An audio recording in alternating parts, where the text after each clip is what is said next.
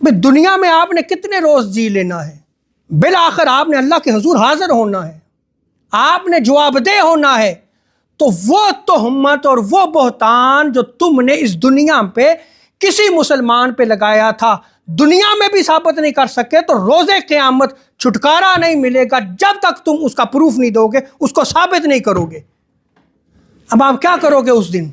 वापस तो आप दुनिया में आ नहीं सकेंगे कि उसका अजाला किया जा सके, नहीं, उस वक्त अजाला नहीं होगा।